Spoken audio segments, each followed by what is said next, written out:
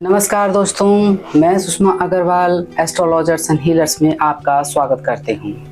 दोस्तों, सबसे पहले मैं आपको अपने बारे में बताना चाहती हूँ। मैं एक reiki master, pranic healer and past life therapist हूँ। लोगों की समस्याओं को दूर करना, उनके दुख दर्द को हील करना मेरा काम है। मैं लगभग 25 सालों से लोगों की समस्याओं को हील करते हुए आ रही हूँ। दोस्तों, जैसा कि आप जानते हैं, आज विज्ञान ने कितनी तरक्की कर ली है, लेकिन अफसोस विज्ञान जैसे जैसे तरक्की करता जा रहा है वैसे वैसे समस्याएं भी बढ़ती जा रही है, लोगों में बीमारियां भी बढ़ती जा रही है।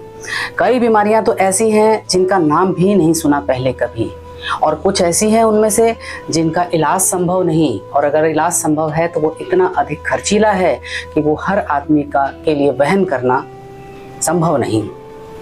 तो दोस्तों, आज के दिन मैं आपको ये बताना चाहूँगी कि इन समस्याओं की वजह से लोग मानसिक रूप से भी ग्रस्त होते जा रहे हैं, तनाव उनका बढ़ता जा रहा है। और तो और देखें, पिछले 2 सालों में कोविड की मार भी झेल रहे हैं लोग, काफ़ी जाने जा चुके हैं और अब भी ये सिलसिला रुका नहीं है।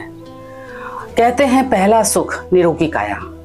सुखी जीवन और स्वस्थ शरीर की भला किसे चाहत नहीं होती, लेकिन आज की भाग दौड़ की जिंदगी, तनाव और काम का बढ़ता बोझ लोगों को स्वस्थ रहने नहीं दे रहा है। लोग अपने स्वास्थ्य की अनदेखी कर रहे हैं, अपने स्वास्थ्य के प्रति जिम्मेदारी लेने से बच रहे हैं। आज के दिन देखा जाए तो हर आदमी किसी न किसी समस्या से घिरा हुआ है। कोई मानसिक समस्या से घिरा हुआ है, कोई तन की समस्या से घिरा हुआ है, और तो और कोई आर्थिक समस्या से जूझ रहा है। तो सबसे पहले दोस्तों, मैं आपको ये बताना चाहूँगी कि हम बीमार होते क्यों हैं। उसका सबसे पहला कारण ये है कि लोगों के पास स्वयं के लिए समय नहीं है।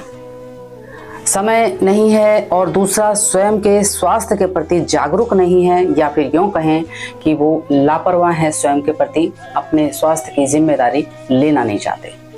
कैसे, मैं समझाती हूँ। बीमारी को इंग्लिश में डिजीज कहा जाता है। इस शब्द को अगर 2 भागों में विभक्त किया जाए तो डिस ईज बनता है, यानी कि कोई चीज ऐसी जो आराम में नहीं है।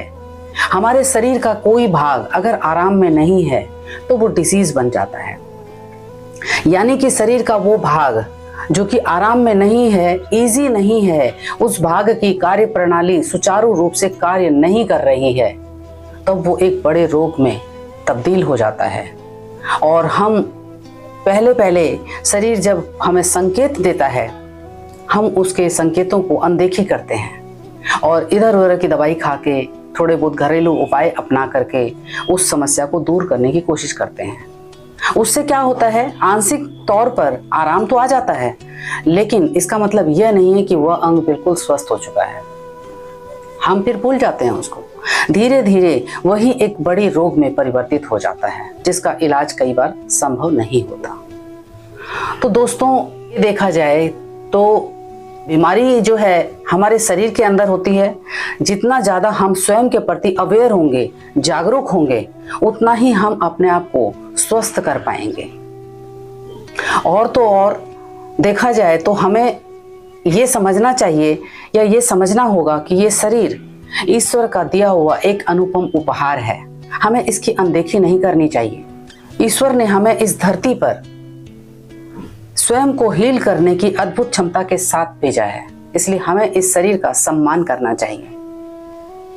तो दोस्तों, आज मैं आपसे यही प्रार्थना करती हूँ कि अपने स्वास्थ्य की अनदेखी ना करें, अपने स्वास्थ्य की जिम्मेदारी लें।